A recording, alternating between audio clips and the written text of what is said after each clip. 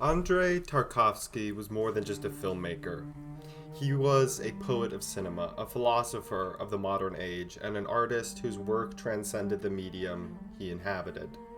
Born in 1932 in the Soviet Union, Tarkovsky grew up in a country scarred by war, shaped by long-standing artistic repression, and steeped in deep traditions. His father was a renowned poet, and his influence is evident in the lyrical, meditative quality of Tarkovsky's films. Tragically, Tarkovsky's life was cut short by cancer in 1986, but his legacy endures. His films continue to inspire generations of filmmakers and cinephiles, offering profound reflections on the human condition. More than a director, he was a philosopher of the screen, crafting some of the most hauntingly beautiful and deeply introspective works in the history of cinema. Ranking the films of Andrei Tarkovsky is no easy task. As one of cinema's greatest visionaries, Tarkovsky created a body of work that defies simple classification. Each film is a deeply personal, poetic meditation on time, memory, spirituality, and human suffering. His signature use of long takes, dreamlike imagery, and philosophical depth make his films less like traditional narratives and more like immersive experiences. This ranking will explore Tarkovsky's films from least to greatest, not based on objective quality, as each could be considered a masterpiece in its own right, but on their emotional, philosophical, and cinematic impact.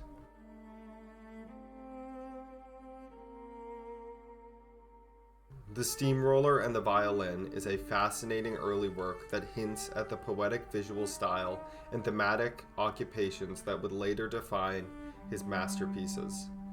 At just 45 minutes, this student film is a delicate, impressionistic story about an unlikely friendship between a young violinist and a kind-hearted steamroller operator. Tarkovsky contrasts their worlds, their rigid discipline of Sasha's music lessons and the rugged mechanical labor of Sergei's job, through evocative imagery and subtle performances. The cinematography, particularly the dreamlike reflections in puddles and the interplay of light and shadow, foreshadows Tarkovsky's later fascination with time and memory. However, despite its visual beauty, the film feels constrained by its simplicity. The narrative is slight, and while the contrast between the delicate and the industrial is intriguing, it never fully develops into something truly profound. The ending, too, is abrupt, leaving the film feeling more like a promising exercise than a fully realized story. Solaris is a meditative and deeply introspective take on the science fiction genre, often seen as Tarkovsky's answer to 2001: A Space Odyssey.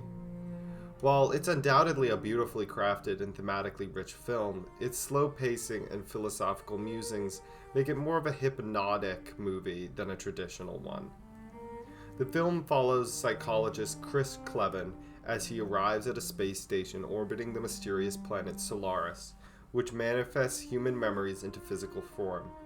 As Kelvin encounters a reincarnation of his deceased wife, the film shifts from a sci-fi mystery into profound exploration of grief, guilt, and human consciousness. Tarkovsky's long, lingering shots and eerie visuals create a mesmerizing atmosphere, enhanced by the eerie score. However, Solaris is not without its flaws. The pacing is glacial, perhaps the slowest of any of Tarkovsky's films.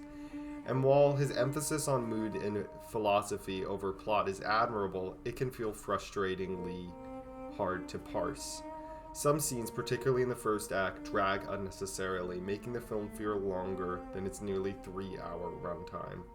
Still, Solaris is a hauntingly and thought-provoking film, one that lingers in the mind long after it ends. It may not be as accessible or visually dazzling as 2001, but its emotional depth and existential weight make it a unique experience.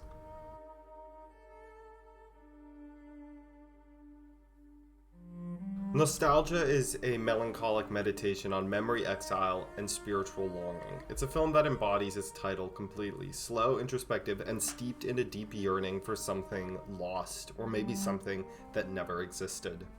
While undeniably beautiful, once again, its glacial pacing and often heavy-handed symbolism make it a challenging watch, even for fans of Tarkovsky's work. The story follows a poet Andrei Arsenyevich as he travels through Italy researching the life of an 18th century composer. Haunted by memories of his homeland, he forms a strange connection with a local madman who believes he must save the world through an act of faith. As Gachorkov drifts between dream and reality, Tarkovsky immerses the viewer in striking imagery, crumbling ruins, endless rain, and the ever-present contrast between Russia and Italy. This is composed in incredible shots that still fool the eye years after the film's making. So visually, nostalgia is stunning. Tarkovsky's signature long takes, ethereal lighting, and slow zooms create a hypnotic, completely painterly experience. The famous final scene where Gachorkov attempts to carry a lit candle across an empty pool perfectly encapsulates the film's themes of perseverance, despair, and blind faith. However, nostalgia is also one of Tarkovsky's most impenetrable works. The narrative is thin, the pacing is incredibly slow, and the dialogue leans into philosophical monologues that, while poetic, can feel very heavy-handed.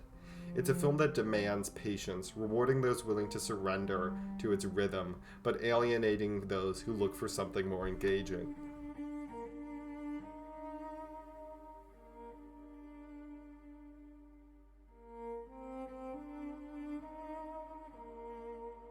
Mirror is less a film and more a fragmented, dreamlike experience. An impressionistic collage of memory, history, and personal reflection.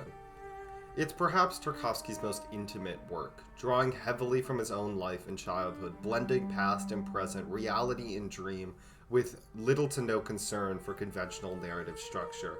And this is what makes Mirror so alluring, and why I keep coming back to it so many times. The film loosely follows the memories of a dying poet, though it never adheres to a clear plot.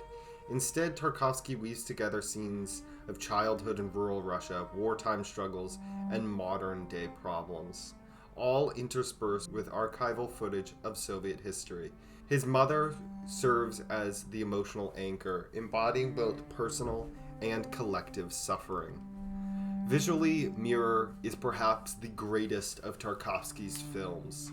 His use of slow, fluid camera work, natural elements like wind and fire, and shifting between black and white, sepia tone, and color creates a hypnotic effect. Every frame feels like a painting, rich with texture and symbolism. The film's poetic narration, drawn from the writings of Tarkovsky's own father, adds another layer of melancholic beauty. However, Mirror is also an incredibly challenging film, easily the most abstract of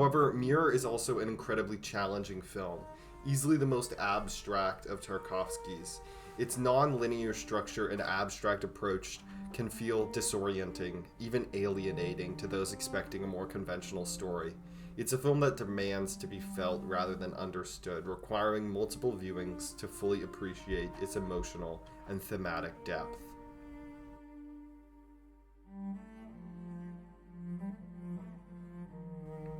The Sacrifice is a haunting and deeply philosophical swan song. Made while Tarkovsky was dying of cancer, the film is a meditation on faith sacrifice and the existential dread of nuclear annihilation.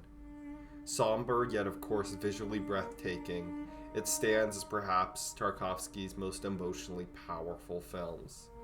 The story follows Alexander, a former actor and intellectual who celebrates his birthday with his family and friends on an isolated island.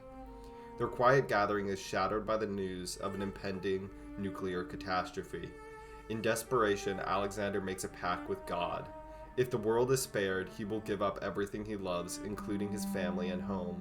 What follows is a spiritual and psychological descent into the void, culminating in the sacrifice that is both devastating and beautiful.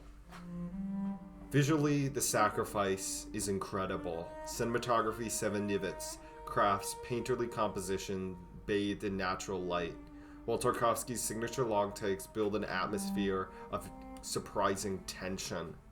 The film's climactic scene, a house burned in real time in a single unbroken shot, is one of the most unforgettable moments in cinematic history. However, the sacrifice is deliberately paced, filled with philosophical dialogue and heavy symbolism, which may drag for some viewers. It lacks the dreamlike fluidity of Mirror or the sci-fi intrigue of Solaris, but its emotional weight and thematic depth make it one of Tarkovsky's most profound films. As his final work, The Sacrifice feels like Tarkovsky's farewell to life and art, a poignant existential prayer for redemption. Though demanding, it rewards patient viewers with an unforgettable cinematic experience.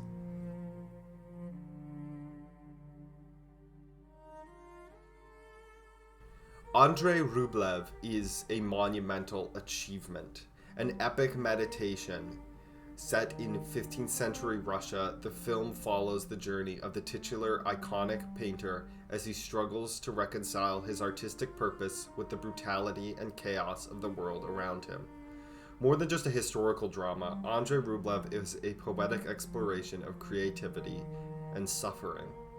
Tarkovsky structures the film as a series of loosely connected episodes in Rublev's life, depicting his encounters with war, religious persecution, and moral dilemmas. Rather than focusing on the creation of his art, the film examines his spiritual turmoil, culminating in a transcendent final sequence that reveals his long-awaited return to painting. Tarkovsky's decision to withhold color until the very end, when Rublev's vibrant iconography is finally revealed, makes the moment feel like a true revelation, reinforcing the power of art as a means of salvation. Tarkovsky's long takes, meticulously composed shots, and evocative use of natural elements creates a deeply immersive atmosphere, grounding you in the landscape of medieval Russia. The black and white cinematography captures both the raw beauty and the harshness of the environment, from misty forests to brutal raids. One of the film's most astonishing sequences, the forging of a massive church bell by a young craftsman, serves as a powerful metaphor for both artistic creation and perseverance. However, like all of Tarkovsky's films, it is not an easy watch. Its 3-hour runtime, fragmented narrative, and deliberate slow pacing demand extreme patience. The violence and suffering depicted are often unflinching, reflecting the existential weight Tarkovsky places on the artist's role within a world filled with destruction. Yet for those willing to try it, the film offers one of the most profound and visually striking stories ever put to film.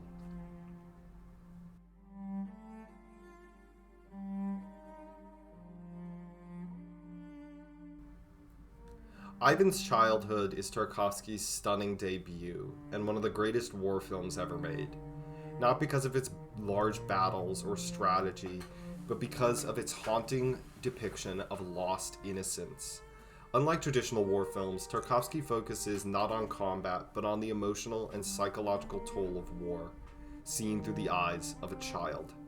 The film follows Ivan, a 12-year-old orphan working as a scout for the Soviet army during World War II. Hardened by tragedy, yet still clinging to his youthfulness, Ivan moves through a bleak and war-torn landscape, his dreams of a lost childhood contrasting sharply with the harsh realities of his present. Tarkovsky punctuates the film with dreamlike sequences of Ivan's past, scenes of carefree moments by the river with his mother that make his grim reality even more heartbreaking. Visually, Ivan's Childhood is nothing short of extraordinary. Tarkovsky's use of natural elements such as rain, trees, and water create a surreal experience, and his long, fluid takes lend an eerie beauty to the devastation. The film's stark black and white cinematography enhances its contrast between dream and reality, with breathtaking composition that make even moments of horror feel poetic. The use of shadows, reflections, and distorted perspectives foreshadows Tarkovsky's later work. What makes Ivan's Childhood truly remarkable is its emotional depth. Ivan, despite his hardened exterior, remains a child. His anger, grief, and longing for comfort are palpable. The supporting characters, particularly the weary soldiers who act as his surrogate family, add further layers of tragedy as they see in Ivan a future they know that has been stolen from him. The film's devastating final moments drive home this senseless loss in war. At just 95 minutes, Ivan's Childhood is one of Tarkovsky's most accessible works, yet it contains all of his staples. It is a masterpiece of wartime storytelling, and its greatest flaw is that it is not longer.